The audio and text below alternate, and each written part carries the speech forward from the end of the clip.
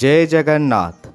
प्रिय दर्शक बंधु, आपण कौन केबे भाविछंती कि काहींकि किछि लोकंक पाखरे बिना कठिन परिश्रम रे मध्य धनर अभाव रहे नाही, अथच अन्य किछि लोक दिन राति एक करदेवा सत्वे मध्य सर्वदा अभाव अनटन मध्य घांटी होउथांती। कौन आपणक घरे टंका आसुछि किंतु पानी भली खर्च हो जाउछि कि?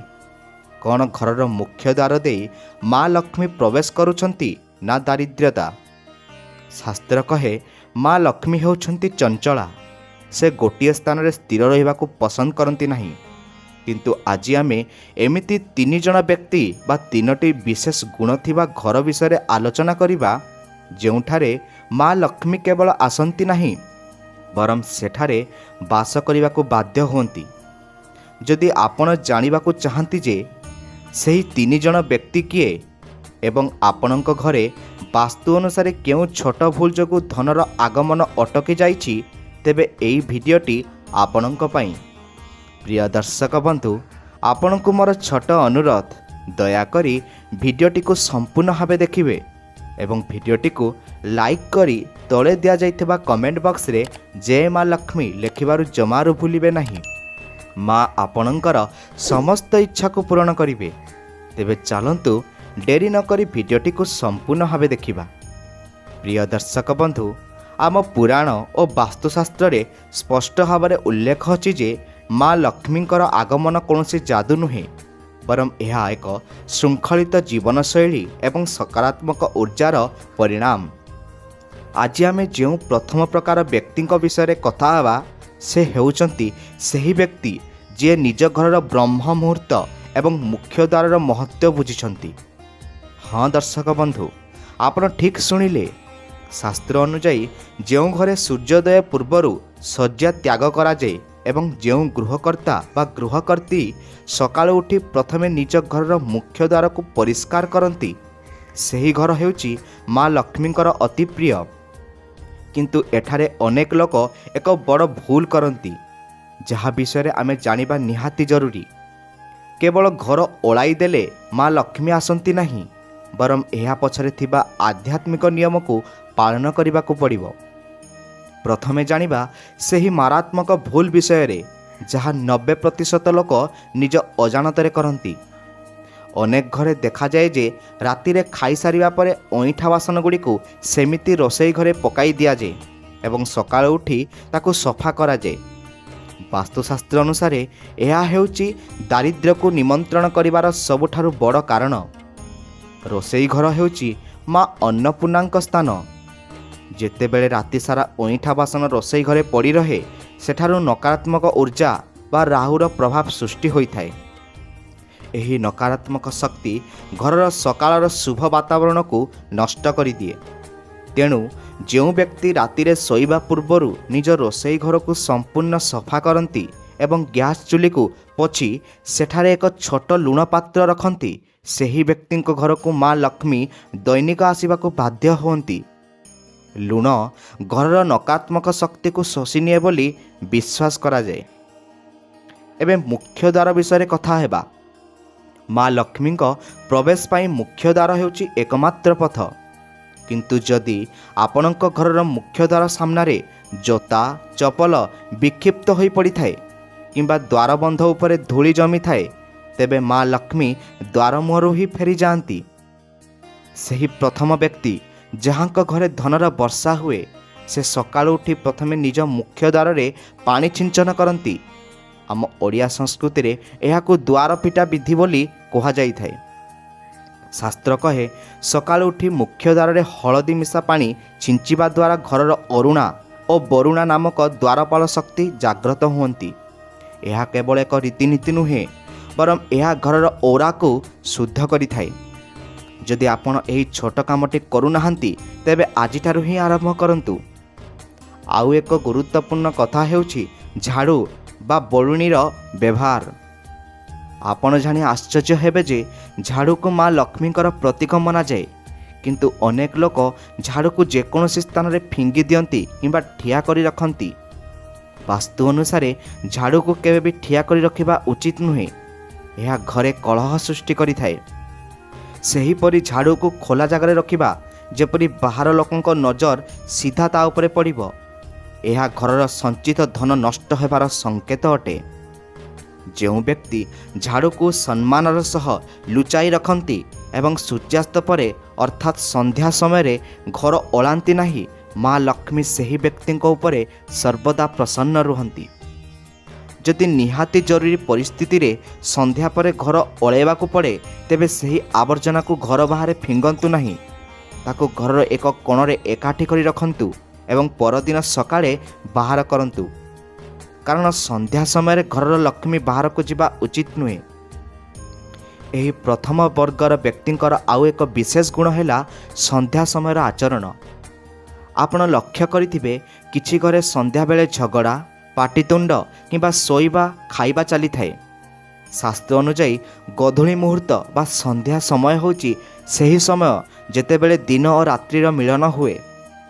ଏହି ସମୟରେ ଭଗବାନ ବିଷ୍ଣୁ ଓ ମା ଲକ୍ଷ୍ମୀଙ୍କର ଭ୍ରମଣରେ ବାହାରନ୍ତି। ଯେଉଁ ଘରେ ସନ୍ଧ୍ୟା ସମୟରେ ଶଙ୍ଖ ଧ୍ୱନି ହୁଏ, ଦୀପ ଜଳାଯାଏ ଏବଂ ତୁଳସୀ ଚଉରା ମୂଳେ ଧୂପ ଦିଆଯାଏ, ସେହି ଘର ଚୁମ୍ବକୀୟ ଶକ୍ତି ଦେବୀ ଲକ୍ଷ୍ମୀଙ୍କୁ ଆକର୍ଷିତ କରେ। କିନ୍ତୁ ଯେଉଁ ବ୍ୟକ୍ତି ସନ୍ଧ୍ୟା ସମୟରେ ଶୋଇଥାନ୍ତି କିମ୍ବା କଳହ କରନ୍ତି, ସେମାନଙ୍କ ଘରକୁ ଅଲକ୍ଷ୍ମୀ ବା ଦାରିଦ୍ର୍ୟ ଦେବୀ ପ୍ରବେଶ କରନ୍ତି। ଅଲକ୍ଷ୍ମୀ ହେଉଛନ୍ତି ମା ଲକ୍ଷ୍ମୀଙ୍କର ବଡ଼ ଭଉଣୀ, ଯିଏ ସେଠାରେ ବାସ କରନ୍ତି, ଯେଉଁଠାରେ ଅପରିଷ୍କାର ଏବଂ ଅଶାନ୍ତି ଥାଏ। ତେଣୁ ଆପଣ ଯଦି ଚାହୁଁଛନ୍ତି ଯେ ଆପଣଙ୍କ ଘରକୁ ଦୈନିକ ମା ଲକ୍ଷ୍ମୀ ଆସନ୍ତୁ, ତେବେ ଆଜିଠାରୁ ପ୍ରତିଜ୍ଞା କରନ୍ତୁ ଯେ ସନ୍ଧ୍ୟା ସମୟରେ ଘରେ କେବେ ବି କଳହ କରିବେ ନାହିଁ କିମ୍ବା କାନ୍ଦିବେ ନାହିଁ। ଏହା ସହିତ ସ୍ନାନାଗାର ବା ବାଥରୁମର ବାସ୍ତୁ ମଧ୍ୟ ଅତ୍ୟନ୍ତ ଗୁରୁତ୍ୱପୂର୍ଣ୍ଣ। ଆଜିକାଲି ଆଧୁନିକ ଘରମାନଙ୍କରେ ଘର ଭିତରେ ବାଥରୁମ ରହୁଛି, କିନ୍ତୁ ଆପଣ ଜାଣନ୍ତି କି ଗାଧୋଇ ସାରିବା ପରେ ବାଥରୁମକୁ ଅପରିଷ୍କାର ରଖିବା କିମ୍ବା ଓଦା କପଡ଼ା ଛାଡ଼ିଦେବା ଦ୍ୱାରା ଚନ୍ଦ୍ରଗ୍ରହ ଦୁର୍ବଳ ହୋଇଯାଏ। ଆଉ ଜ୍ୟୋତିଷଶାସ୍ତ୍ର ଅନୁସାରେ ଯାହାର ଚନ୍ଦ୍ର ଖରାପ ଥାଏ, ତା ପାଖରେ ନଗଦ ଟଙ୍କା କେବେ ବି ତିଷ୍ଠି ରହେ ନାହିଁ। ଟଙ୍କା ଆସିବ କିନ୍ତୁ ରୋଗ ବୈରାଗ୍ୟରେ ଖର୍ଚ୍ଚ ହୋଇଯିବ। ତେଣୁ ସେହି ପ୍ରଥମ ବ୍ୟକ୍ତି ଯିଏ ଧନବାନ ହୁଅନ୍ତି, ସେ ନିଜକୁ ସଫା ରଖିବା ସହ ନିଜ ବାଥରୁମକୁ ମଧ୍ୟ ସର୍ବଦା ଶୁଖିଲା ଓ ସୁଗନ୍ଧିତ ରଖନ୍ତି। ବାଥରୁମରେ ଏକ କାଚ ପାତ୍ରରେ ଲୁଣ ରଖିବା ଦ୍ୱାରା ବାସ୍ତୁଦୋଷ କଟିଯାଏ ବୋଲି ବିଶ୍ୱାସ କରାଯାଏ। ଦର୍ଶକ ବନ୍ଧୁ, ଏହି ପ୍ରଥମ ବ୍ୟକ୍ତିଙ୍କର ସବୁଠାରୁ ବଡ଼ ଗୁଣ ହେଲା ନାରୀଙ୍କୁ ସମ୍ମାନ। ଯେଉଁ ଘରେ ଗୃହଲକ୍ଷ୍ମୀ ଅର୍ଥାତ୍ ଘରର ବୋହୂ ବା ସ୍ତ୍ରୀଙ୍କୁ ଆଖିରୁ ଲୁହ ଝରେ, ସେଠାରେ ସାକ୍ଷାତ ମା ଲକ୍ଷ୍ମୀ କେବେ ବି ବାସ କରନ୍ତି ନାହିଁ। ଶାସ୍ତ୍ର କହେ, ଯତ୍ର ନାର୍ଯ୍ୟସ୍ତୁ ପୂଜ୍ୟନ୍ତେ ରମନ୍ତେ ତତ୍ର ଦେବତା, ଅର୍ଥାତ୍ ଯେଉଁଠାରେ ନାରୀର ପୂଜା ବା ସମ୍ମାନ ହୁଏ, ସେଠାରେ ଦେବତାମାନେ ବାସ କରନ୍ତି। ଅନେକ ସମୟରେ ଆମେ ପୂଜା ପାଠ ତ ବହୁତ କରୁ, କିନ୍ତୁ ଘରର ମା ଭଉଣୀଙ୍କୁ କଟୁ କଥା କହିଥାଉ। ମନେ ରଖନ୍ତୁ, ମୂର୍ତ୍ତିର ପୂଜା କରିବା ଆଗରୁ ଜୀବନ୍ତ ଲକ୍ଷ୍ମୀଙ୍କ ମନକୁ ଖୁସି ରଖିବା ନିହାତି ଆବଶ୍ୟକ। ଯେଉଁ ବ୍ୟକ୍ତି ନିଜ ଉପାର୍ଜିତ ଧନର କିଛି ଅଂଶ ନିଜ ସ୍ତ୍ରୀ ବା ମାଙ୍କ ହାତରେ ଅର୍ପଣ କରନ୍ତି, ତାଙ୍କ ଧନରେ ବୃଦ୍ଧି ଘଟେ, କାରଣ ନାରୀର ହାତରେ ସଞ୍ଚୟର ଶକ୍ତି ଥାଏ। ତେବେ ଦର୍ଶକ ବନ୍ଧୁ, ଏହିସବୁ ଥିଲା ପ୍ରଥମ ବ୍ୟକ୍ତିଙ୍କର ଲକ୍ଷଣ। ଯଦି ଆମେ ଏହାକୁ ସାରାଂଶରେ କହିବା, ତେବେ ଯେଉଁ ବ୍ୟକ୍ତି ବ୍ରହ୍ମ ମୁହୂର୍ତ୍ତରେ ଉଠନ୍ତି, ମୁଖ୍ୟ ଦ୍ୱାରକୁ ପୂଜା କରନ୍ତି, ରୋଷେଇ ଘର ବାଥରୁମକୁ ବାସ୍ତୁସମ୍ମତ ଭାବେ ସଫା ରଖନ୍ତି, ସନ୍ଧ୍ୟା ସମୟରେ ନିୟମ ପାଳନ କରନ୍ତି ଏବଂ ଘରର ନାରୀକୁ ସମ୍ମାନ ଦିଅନ୍ତି, ସେହି ବ୍ୟକ୍ତିଙ୍କ ଘରକୁ ମା ଲକ୍ଷ୍ମୀ ଦୈନିକ ଆସିବାକୁ ବାଧ୍ୟ। ଏହା କେବଳ ଆରମ୍ଭ, କିନ୍ତୁ କାହାଣୀ ଏଠାରେ ସରୁନାହିଁ। ଆମ ତାଲିକାରେ ଥିବା ଦ୍ୱିତୀୟ ବ୍ୟକ୍ତି ଜଣକ ଆହୁରି ବିଶେଷ। ତାଙ୍କ ପାଖରେ ଏମିତି କିଛି ଗୁପ୍ତ ଧର୍ମ ଅଛି, ଯାହା ତାଙ୍କୁ କୋଟିପତି ହେବାରୁ କେହି ଅଟକାଇ ପାରନ୍ତି ନାହିଁ। କ'ଣ ସେହି ଦ୍ୱିତୀୟ ବ୍ୟକ୍ତିଙ୍କର ବିଶେଷତ୍ୱ?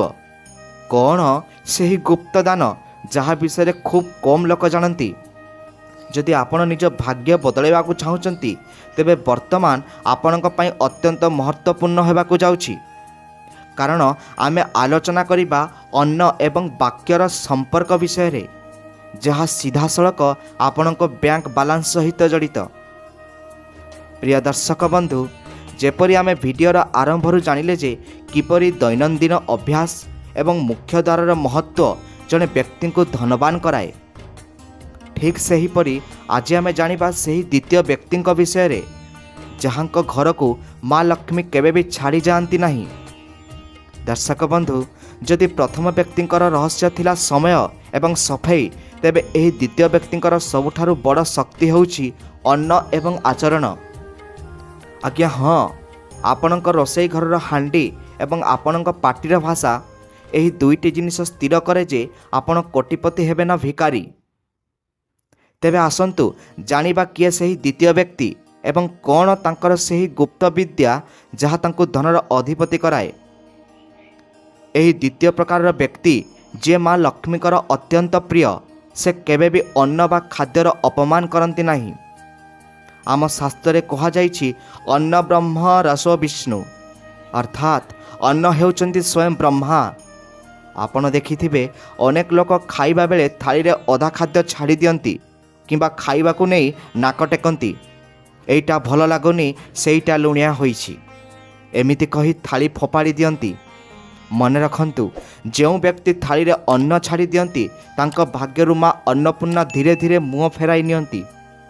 କିନ୍ତୁ ସେହି ଦ୍ୱିତୀୟ ବ୍ୟକ୍ତି ଯାହାଙ୍କ ଘରେ ବରକତ ଥାଏ, ସେ ଯେତେ ବି ଧନୀ ହୁଅନ୍ତୁ ନା କାହିଁକି ଥାଳିରେ ଗୋଟିଏ ବି ଦାନା ନଷ୍ଟ କରନ୍ତି ନାହିଁ। ସେ ଖାଇବା ପୂର୍ବରୁ ହାତ ଯୋଡ଼ି ଈଶ୍ୱରଙ୍କୁ ଧନ୍ୟବାଦ ଦିଅନ୍ତି ଏବଂ ଖାଇସାରିବା ପରେ ଥାଳିକୁ ପ୍ରଣାମ କରନ୍ତି। ଏହା କେବଳ ସଂସ୍କାର ନୁହେଁ, ଏହା ହେଉଛି ଧନ ଆକର୍ଷଣ କରିବାର ଏକ ବିଜ୍ଞାନ। ଯଦି ଆପଣଙ୍କ ପିଲାମାନେ ଖାଦ୍ୟ ନଷ୍ଟ କରୁଛନ୍ତି, ତେବେ ସାବଧାନ ହୋଇଯାଆନ୍ତୁ, କାରଣ ଏହା ଭବିଷ୍ୟତର ଦାରିଦ୍ର୍ୟର ସଂକେତ। ଏହି ବ୍ୟକ୍ତିଙ୍କର ଆଉ ଏକ ବିଶେଷ ଗୁଣ ହେଲା ସେ କେବେ ବି ବିଛଣା ଉପରେ ବସି ଖାଆନ୍ତି ନାହିଁ। ଆଜିକାଲିର ଆଧୁନିକ ଜୀବନଶୈଳୀରେ ଲୋକମାନେ ଟିଭି ଦେଖି ଦେଖି ବେଡରୁମ୍ରେ ବିଛଣା ଉପରେ ଥାଳି ରଖି ଖାଉଛନ୍ତି। ବାସ୍ତୁଶାସ୍ତ୍ର ଅନୁସାରେ ଏହା ଘୋର ଅପରାଧ। ବିଛଣା ହେଉଛି ଶୋଇବା ଏବଂ ବିଶ୍ରାମର ସ୍ଥାନ, ଯେଉଁଠାରେ ଶୁକ୍ର ଗ୍ରହଙ୍କର ପ୍ରଭାବ ଥାଏ। ଅନ୍ନ ହେଉଛି ବୃହସ୍ପତିଙ୍କର ପ୍ରତୀକ। ଯେତେବେଳେ ଆମେ ବିଛଣାରେ ଖାଉ, ରାହୁ ସକ୍ରିୟ ହୋଇଯାଏ। ଏହାଦ୍ୱାରା ଘରେ ରୋଗ ବଢ଼େ, ଅଯଥା ଔଷଧ ଖର୍ଚ୍ଚ ହୁଏ ଏବଂ ରାତିରେ ଦୁଃସ୍ୱପ୍ନ ଆସେ। ସେହି ଜ୍ଞାନୀ ବ୍ୟକ୍ତି ଯିଏ ମା ଲକ୍ଷ୍ମୀଙ୍କୁ ପ୍ରସନ୍ନ କରିବାକୁ ଚାହାନ୍ତି, ସେ ସର୍ବଦା ଭୂମିରେ କିମ୍ବା ଡାଇନିଂ ଟେବୁଲରେ ବସି ପୂର୍ବ କିମ୍ବା ଉତ୍ତର ଦିଗକୁ ମୁହଁ କରି ଭଜନ କରନ୍ତି। ଖାଦ୍ୟ ଗ୍ରହଣ କରିବା ସମୟରେ ପାଦରେ ଜୋତା ବା ଚପଲ ପିନ୍ଧିବା ମଧ୍ୟ ଦାରିଦ୍ର୍ୟର କାରଣ ଅଟେ। ଏହି ଛୋଟ ଛୋଟ ନିୟମ ଯିଏ ପାଳନ କରେ, ତାର ଭଣ୍ଡାର କେବେ ଖାଲି ହୁଏ ନାହିଁ। ବର୍ତ୍ତମାନ ଆସନ୍ତୁ ଜାଣିବା ସେହି ବ୍ୟକ୍ତିଙ୍କର ସବୁଠାରୁ ଗୁରୁତ୍ୱପୂର୍ଣ୍ଣ ଅଭ୍ୟାସ ବିଷୟରେ, ଯାହାକୁ ପଞ୍ଚବଳୀ କୁହାଯାଏ। ଆପଣଙ୍କ ଘରେ ରୋଷେଇ ଘର ହେଉଥିବା ପ୍ରଥମ ରୁଟି କିଏ ଖାଏ? ଯଦି ଆପଣ ନିଜେ ଖାଉଛନ୍ତି, ତେବେ ଆପଣ ନିଜେ ଅଜାଣତରେ ବାସ୍ତୁଦୋଷ ସୃଷ୍ଟି କରୁଛନ୍ତି। ସେହି ଦ୍ୱିତୀୟ ବ୍ୟକ୍ତି ଯାହାଙ୍କ ଘରେ ସୁଖ ସମୃଦ୍ଧି ବିରାଜମାନ କରେ, ସେ ପ୍ରତିଦିନ ସକାଳେ ପ୍ରସ୍ତୁତ ପ୍ରଥମ ରୁଟି କିମ୍ବା କିଛି ଅନ୍ନ ଗୋମାତାଙ୍କ ପାଇଁ ଅଲଗା ରଖନ୍ତି। ଶାସ୍ତ୍ର କହେ ଗାଈ ଦେହରେ 33 କୋଟି ଦେବତା ବାସ କରନ୍ତି। ସକାଳର ପ୍ରଥମ ଗ୍ରାସ ଗାଈକୁ ଖୁଆଇଲେ ସମସ୍ତଙ୍କର ଗ୍ରହଙ୍କର ଦୋଷ ଶାନ୍ତ ହୋଇଯାଏ। କେବଳ ସେତିକି ନୁହେଁ, ଶେଷ ରୁଟି କୁକୁର ପାଇଁ ରଖିବା ଉଚିତ। କୁକୁର ହେଉଛି ଭୈରବଙ୍କର ବାହନ। କୁକୁରକୁ ଖାଇବାକୁ ଦେଲେ ଘର ଉପରକୁ ଆସୁଥିବା ଆକସ୍ମିକ ବିପଦ, ଦୁର୍ଘଟଣା ଏବଂ ଶତ୍ରୁ ବାଧାର ଦୂର ହୋଇଥାଏ। ଏବେ ଆସନ୍ତୁ ବାକ୍ୟ ବା କଥାବାର୍ତ୍ତା ଉପରକୁ। ଆପଣ ଶୁଣିଥିବେ ମୁଖେ ହିଁ ସ୍ୱର୍ଗ ମୁଖେ ହିଁ ନର୍କ। ଆମ ଜିଭରେ ଅଗ୍ରଭାଗରେ ମା ସରସ୍ୱତୀ ବାସ କରନ୍ତି। କିନ୍ତୁ ଆପଣ ଜାଣନ୍ତି କି କଠୋର ବଚନ କହୁଥିବା ବ୍ୟକ୍ତିଙ୍କ ପାଖରେ ମା ଲକ୍ଷ୍ମୀ କେବେ ବି ରୁହନ୍ତି ନାହିଁ। ଅନେକ ଘରେ ଦେଖାଯାଏ ସକାଳୁ ଉଠୁ ଉଠୁ ପାଟିତୁଣ୍ଡ, ଗାଳିଗୁଲଜ ଆରମ୍ଭ ହୋଇଯାଏ। ମହିଳାମାନେ ପିଲାମାନଙ୍କ ଉପରେ ଚିଡ଼ିଚିଡ଼ା ହୁଅନ୍ତି କିମ୍ବା ସ୍ୱାମୀ ସ୍ତ୍ରୀ ମଧ୍ୟରେ କଳହ ହୁଏ। ମନେ ରଖନ୍ତୁ, ଯେଉଁ ସମୟରେ ଆପଣ କ୍ରୋଧରେ କାହାକୁ ଅଭିଶାପ ଦେଉଛନ୍ତି ବା ଖରାପ ଭାଷା କହୁଛନ୍ତି, ହୁଏତ ସେହି ସମୟରେ ମା ସରସ୍ୱତୀ ଆପଣଙ୍କ ଜିଭରେ ବସିଥାଇପାରନ୍ତି, ଆଉ ସେହି କଥା ସତ ହୋଇଯାଇପାରେ। ସେହି ଦ୍ୱିତୀୟ ବ୍ୟକ୍ତି ଜଣକ ସର୍ବଦା ମୃଦୁଭାଷୀ ହୋଇଥାନ୍ତି। ସେ କେବେ ବି କାହା ମନରେ କଷ୍ଟ ଦେଲା ଭଳି କଥା କହନ୍ତି ନାହିଁ, ବିଶେଷ କରି ସନ୍ଧ୍ୟା ସମୟରେ ଏବଂ ଖାଇବା ସମୟରେ। ବାସ୍ତୁ ଅନୁସାରେ ଘରର ଉତ୍ତର ପୂର୍ବ କୋଣ, ଈଶାନ କୋଣ ହେଉଛି ଈଶ୍ୱରଙ୍କର ସ୍ଥାନ। ଯଦି ଆପଣ ଘରେ ଜୋରରେ ପାଟିତୁଣ୍ଡ କରୁଛନ୍ତି କିମ୍ବା ଅପଶବ୍ଦ କହୁଛନ୍ତି, ତେବେ ଘରର ଏହି ଶୁଭ କୋଣ ଦୂଷିତ ହୋଇଯାଏ, ଯାହା ଆର୍ଥିକ ଉନ୍ନତିକୁ ସିଧାସଳଖ ବାଧା ଦିଏ। ଏହି ବ୍ୟକ୍ତିଙ୍କର ଆଉ ଏକ ଗୁପ୍ତ ଅଭ୍ୟାସ ହେଲା ଜଳର ସମ୍ମାନ। ଆଜିକାଲି ଲୋକମାନେ ଅଧା ଗ୍ଲାସ୍ ପାଣି ପିଇ ବାକି ଅଧା ଫିଙ୍ଗି ଦିଅନ୍ତି।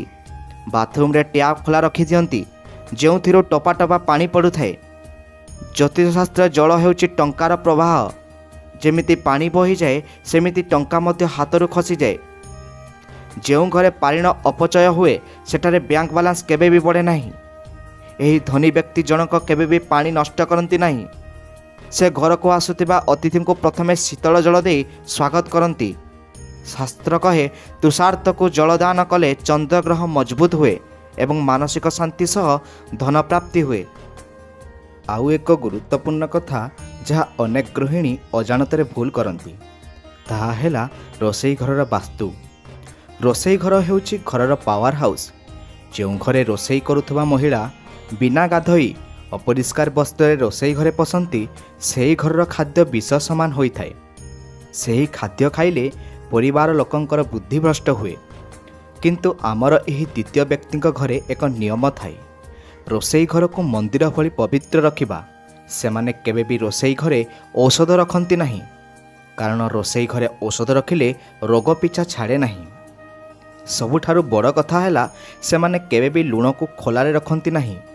ଲୁଣକୁ ସର୍ବଦା କାଚ ବୋତଲରେ ଘୋଡ଼ାଇ ରଖନ୍ତି ଏବଂ ତା ଭିତରେ 2-4ଟି ଲବଙ୍ଗ ପକାଇ ରଖନ୍ତି। ଏହି ଛୋଟ ତଟକାଟି ଧନକୁ ଆକର୍ଷିତ କରିବାରେ ଚମତ୍କାରୀ କାମ କରିଥାଏ। ଏହି ବ୍ୟକ୍ତି ଜଣକ ଆଉ ଏକ କାମ କରନ୍ତି, ଯାହାକୁ ଗୁପ୍ତଦାନ କୁହାଯାଏ। ସେମାନେ ନିଜ ରୋଜଗାରର କିଛି ଅଂଶ ହେଉ ପଛେ ତାହା 10 ଟଙ୍କା କୌଣସି ଅସହାୟକୁ ଦିଅନ୍ତି, କିନ୍ତୁ ତାହା କାହାକୁ ଜଣାନ୍ତି ନାହିଁ। ଡାହାଣ ହାତ ଦାନ କଲେ ବାମ ହାତ ଜାଣିବା ଉଚିତ ନୁହେଁ, କାରଣ ଯେଉଁ ଦାନର ପ୍ରଚାର କରାଯାଏ ତାର ଫଳ ନଷ୍ଟ ହୋଇଯାଏ। ଶାସ୍ତ୍ର କହେ, ଦାନ ହେଉଛି ଏକ ଇନଭେଷ୍ଟମେଣ୍ଟ ବା ନିବେଶ, ଯାହା ଭଗବାନଙ୍କ ବ୍ୟାଙ୍କରେ ଜମା ହୁଏ ଏବଂ ସମୟ ଆସିଲେ ସୁଧ ମୂଳ ସହ 1000 ଗୁଣ ହୋଇ ଫେରିବ। ଦର୍ଶକ ବନ୍ଧୁ, ଆପଣ ଅନୁଭବ କରିଥିବେ ଯେ ଏହି କଥାଗୁଡ଼ିକ କେତେ ସାଧାରଣ ଲାଗୁଛି, କିନ୍ତୁ ଏହାର ପ୍ରଭାବ ଅତ୍ୟନ୍ତ ଗଭୀର। ଯଦି ଆପଣ ପ୍ରଥମ ଆମ ଭିଡ଼ିଓରେ ସମୟ, ନିଷ୍ଠା ଏବଂ ଆଜିର ଏହି ଅନ୍ନ ଓ ଆଚରଣର ନିୟମକୁ ମିଶାଇ ଦିଅନ୍ତି, ତେବେ ଆପଣଙ୍କ ଘର ସ୍ୱର୍ଗରେ ପରିଣତ ହୋଇଯିବ। କିନ୍ତୁ ଟିକେ ରୁହନ୍ତୁ, ଏତିକି ଯଥେଷ୍ଟ ନୁହେଁ। ଆହୁରି ଜଣେ ତୃତୀୟ ବ୍ୟକ୍ତି ଅଛନ୍ତି, ଯାହାଙ୍କ ବିଷୟରେ ନ ଜାଣିଲେ ଏହି ଜ୍ଞାନ ଅଧା ରହିଯିବ। ଆପଣ ଜାଣନ୍ତି କି କିଛି ଲୋକ ଏତେ ପୂଜାପାଠ କରନ୍ତି, ଏତେ ଦାନ ଧର୍ମ କରନ୍ତି, ତଥାପି ସେମାନଙ୍କ ପାଖରେ ଟଙ୍କା ରହେ ନାହିଁ। କାହିଁକି? କାରଣ ସେମାନେ ଟଙ୍କା ରଖିବାର ସ୍ଥାନ ବା ଟିଜରିର ଏକ ଗୋପନୀୟ ନିୟମ ଜାଣିନଥାନ୍ତି।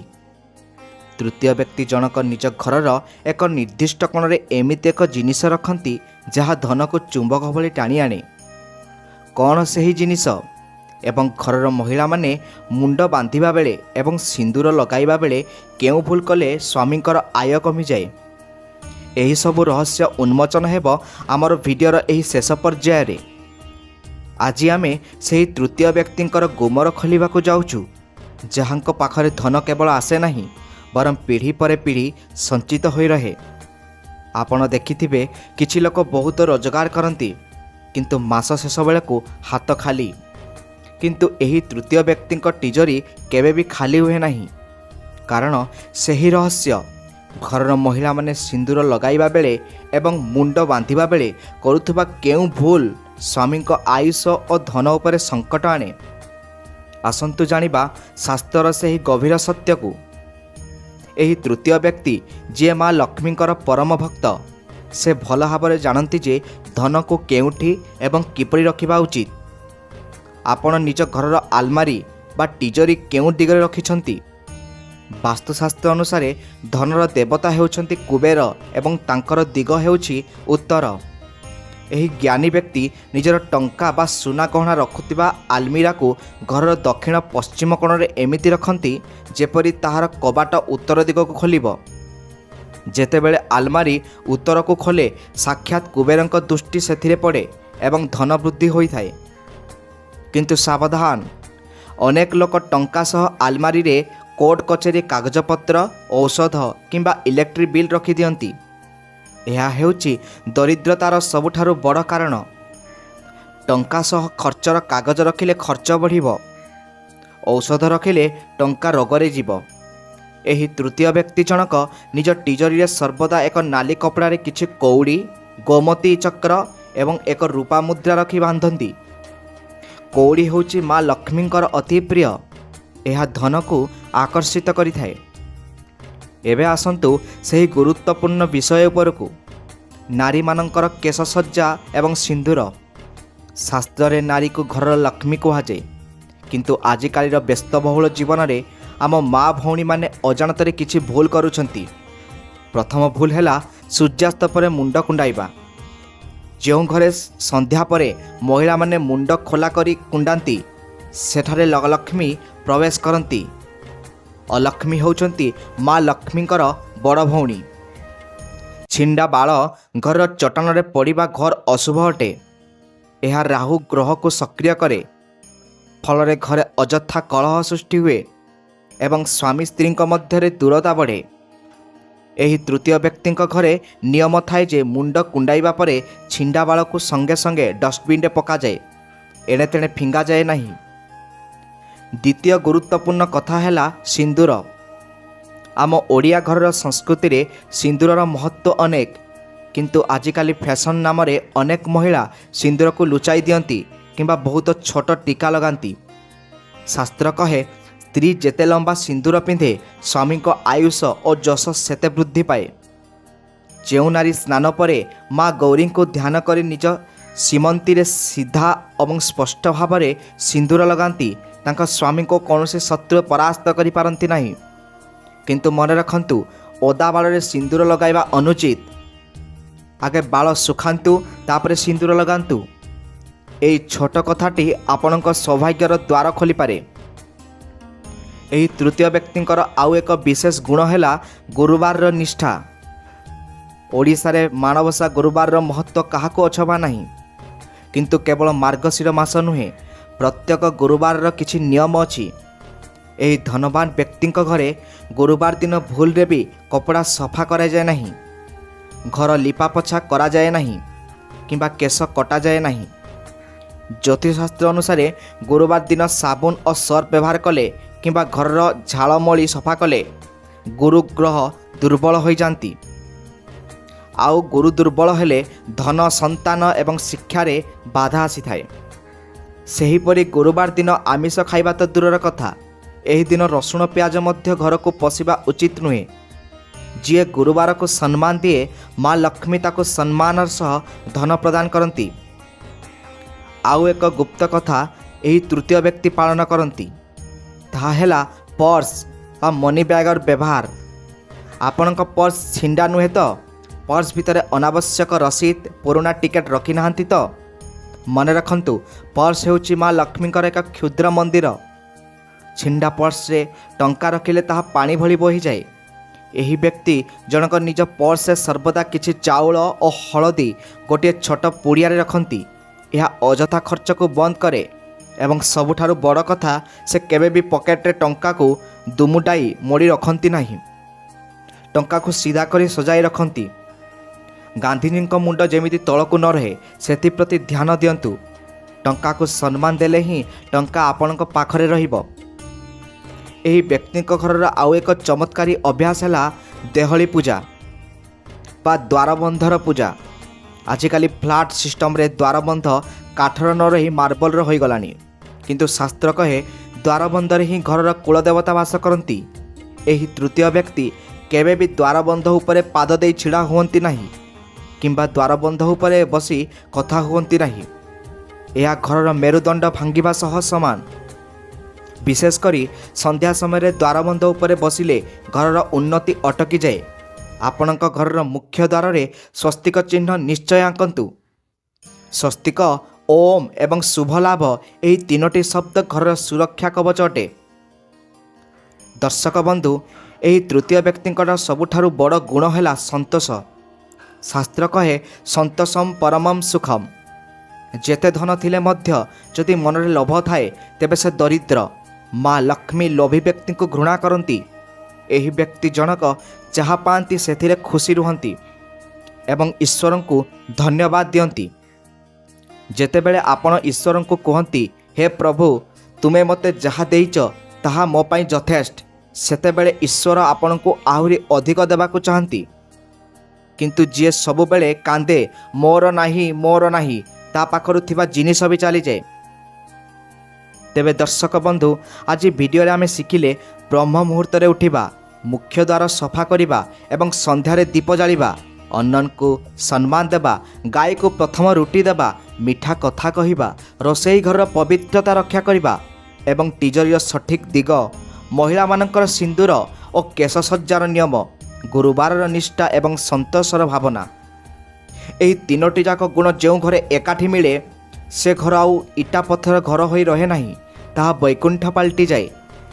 ଆପଣ ବିଶ୍ୱାସ ରଖନ୍ତୁ ବା ନ କରନ୍ତୁ, ଏହି ଛୋଟ ଛୋଟ ପରିବର୍ତ୍ତନ ଆପଣଙ୍କ ଭାଗ୍ୟରେ ଏକ ବିରାଟ ପରିବର୍ତ୍ତନ ଆଣିପାରିବ। ମା ଲକ୍ଷ୍ମୀ କାହାକୁ ପକ୍ଷପାତ କରନ୍ତି ନାହିଁ। ସେ କେବଳ ଦେଖନ୍ତି କେଉଁଠି ପବିତ୍ରତା ଅଛି, କେଉଁଠି ପରିଶ୍ରମ ଅଛି ଏବଂ କେଉଁଠି ନାରୀ ଓ ଅନ୍ୟର ସମ୍ମାନ ଅଛି। ଯଦି ଆପଣ ଆଜି ପର୍ଯ୍ୟନ୍ତ ଏହି ଭୁଲ ଗୁଡ଼ିକ କରୁଥିଲେ ତେବେ ଚିନ୍ତା କରନ୍ତୁ ନାହିଁ। ଯେବେ ଜାଗିବ ସେବେ ସକାଳ। ଆଜିଠାରୁ ହିଁ, ଏବେଠାରୁ ହିଁ ଏହି ନିୟମ ଗୁଡ଼ିକୁ ନିଜ ଜୀବନରେ ଆପଣାନ୍ତୁ। ମୁଁ ଦାବିର ସହ କହୁଛି, ଆସନ୍ତା କିଛି ଦିନ ମଧ୍ୟରେ ଆପଣ ନିଜ ଘରେ ଏକ ସକାରାତ୍ମକ ଶକ୍ତି ଅନୁଭବ କରିବେ। ଆପଣଙ୍କ ବ୍ୟାଙ୍କ ବାଲାନ୍ସ ବଢ଼ୁ କି ନ ବଢ଼ୁ, ଆପଣଙ୍କ ଘରର ଶାନ୍ତି ଓ ଖୁସି ନିଶ୍ଚୟ ବଢ଼ିଯିବ। ଆଉ ଯେଉଁଠି ଶାନ୍ତି ଥାଏ ସେଠାରେ ସମୃଦ୍ଧି ଆସିବାକୁ ବାଧ୍ୟ। ମୋର ଆଶା ଆପଣମାନଙ୍କୁ ଏହି ରହସ୍ୟମୟ ଯାତ୍ରା ନିଶ୍ଚୟ ଭଲ ଲାଗିଥିବ। ପ୍ରଭୁ ଜଗନ୍ନାଥ ଏବଂ ମା ଲକ୍ଷ୍ମୀ ଆପଣଙ୍କ ଭଣ୍ଡାର ସର୍ବଦା ପୂର୍ଣ୍ଣ କରନ୍ତୁ। ଆପଣଙ୍କ ପରିବାରରେ ହସ ଖୁସି ଭରି ଦିଅନ୍ତୁ। ଯଦି ଆପଣଙ୍କ ମନରେ କୌଣସି ପ୍ରଶ୍ନ ଅଛି କିମ୍ବା ଆପଣ ଚାହୁଁଛନ୍ତି ଆମେ ଆଉ କୌଣସି ବିଷୟରେ ଭିଡ଼ିଓ ବନେଇବୁ, ତେବେ କମେଣ୍ଟ କରି ନିଶ୍ଚୟ ଜଣାନ୍ତୁ। ଭିଡ଼ିଓଟି ଭଲ ଲାଗିଥିଲେ ଗୋଟିଏ ଲାଇକ୍ କରିବାକୁ ଭୁଲିବେ ନାହିଁ ଏବଂ ନିଜ ପ୍ରିୟଜନଙ୍କ ସହ ସେୟାର କରନ୍ତୁ। ହୁଏତ ଆପଣଙ୍କ ଗୋଟିଏ ସେୟାର କାହାର ଭାଗ୍ୟ ବଦଳାଇ ଦେଇପାରେ। ପୁଣି ଦେଖାହେବା ଆଉ ଏକ ନୂଆ ଅଧ୍ୟାୟ ସହିତ। ସେ ପର୍ଯ୍ୟନ୍ତ ଆମକୁ ବିଦାୟ ଦିଅନ୍ତୁ। ଜୟ ଜଗନ୍ନାଥ, ଜୟ ମା ଲକ୍ଷ୍ମୀ।